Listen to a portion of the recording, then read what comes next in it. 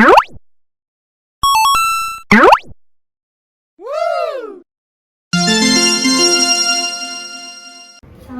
Bu, perkenalkan nama saya Salma Sadira dari kampus Universitas Indonesia Yogyakarta.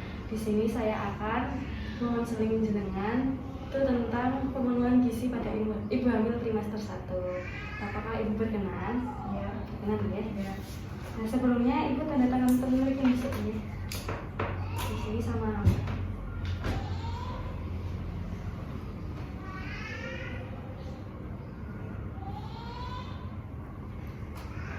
Nah, Ibu, sekarang saya tanya pola makannya dahulu ya. Nah, Ibu ini kalau pola makan sehari berapa kali? Sehari 3 kali. 3 kali, dan itu jenisnya apa aja, kayak nasi apa? Nasi, sayur, lauk, Buah? buah ya. Kalau pola minumnya sehari kira-kira berapa gelas? Kira-kira 8 gelas. Nah, saya akan itu ya Bu, memberitahu tentang pengertian gizi ibu hamil dulu. Nah, status gizi ibu hamil adalah suatu keadaan keseimbangan dalam tubuh ibu hamil sebagai akibat kemasukan konsumsi makanan dan penggunaan zat-zat gizi yang digunakan oleh tubuh untuk kelangsungan hidup dalam mempertahankan fungsi-fungsi organ tubuh. Status gizi ibu hamil dapat diketahui dengan melakukan pengukuran lingkar lengan atas yang tadi ya Bu, Ibu lingkar lengan atasnya normal ya, yang tadi 28. Nah, sekarang masalah gizi pada ibu hamil. Kehamilan merupakan suatu proses yang menjadi awal kehidupan generasi penerus. Salah satu kebutuhan esensial untuk proses reproduksi sehat adalah terpenuhinya kebutuhan energi seperti protein, karbohidrat, vitamin, dan mineral. Nah, ini masalah gizi kurang yang banyak dijumpai pada ibu hamil itu ada KEK atau kurang energi kronik. Nah, itu ibu hamil KEK akan berdampak pada janin dan anak yang akan berlanjut sampai usia dewasa, yaitu seperti gangguan pertumbuhan janin atau BPLR atau berat badan bayi rendah atau stunting, resiko lahir dengan keadaan kongenital atau ada kelainan gitu loh Bu. Itu sama resiko-resiko yang lain seperti diabetes mellitus, hipertensi, jantung koroner begitu.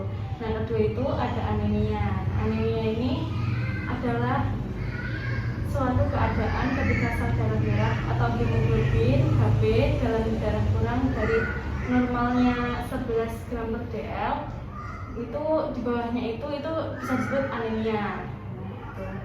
Penyebab timbulnya anemia itu ada makanan yang dikonsumsi kurang mengandung protein, zat besi, vitamin B12, dan asam folat.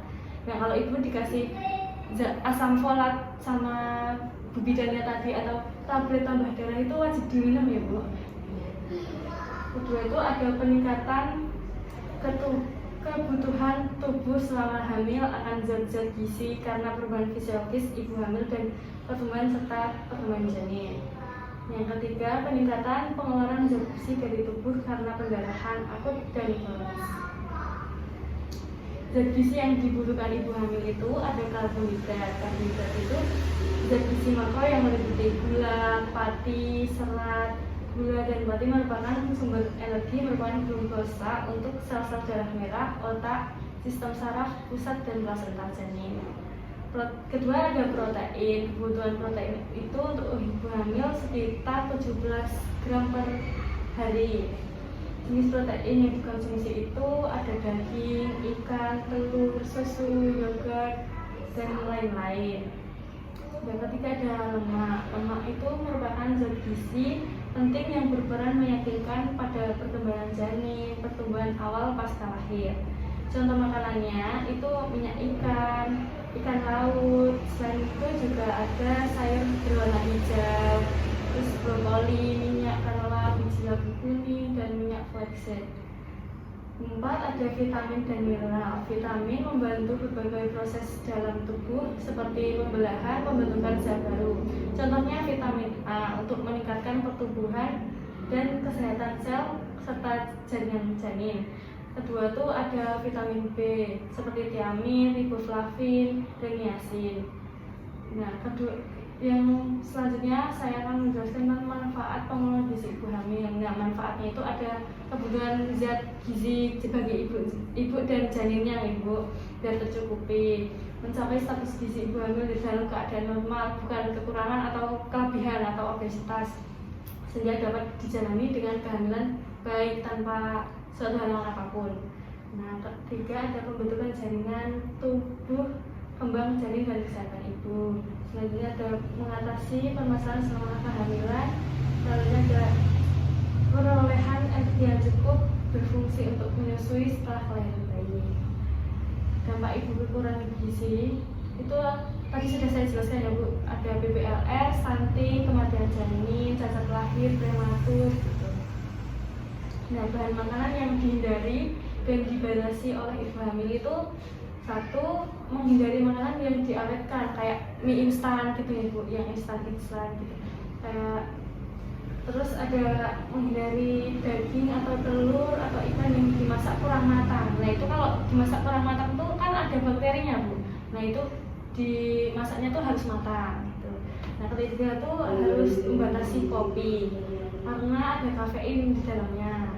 Nah, selanjutnya ada membatasi makanan mengandung energi tinggi seperti gula. Dan gula itu boleh mengonsumsi tapi tidak banyak-banyak. Nanti takutnya kalau banyak nanti diabetes. Nah, selanjutnya tuh membatasi makanan yang mengandung gas. Contohnya nangka, kol, ubi jalar karena dapat menyebabkan keluhan dari ulu hati pada ibu. Dan terakhir membatasi konsumsi minuman ringan atau soft drink kayak Fanta, Coca-Cola gitu. Karena mengandung energi tinggi berakibat berat badan ibu hamil meningkat kelebihan dan bayi lahir besar. Nah, itu nggak boleh ya Bu, dikurangi kalau bisa. Minumnya air aqua atau jeruk anget itu sebagai vitamin C.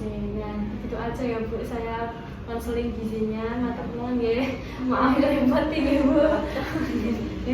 Matur nuwun. Assalamualaikum warahmatullahi wabarakatuh.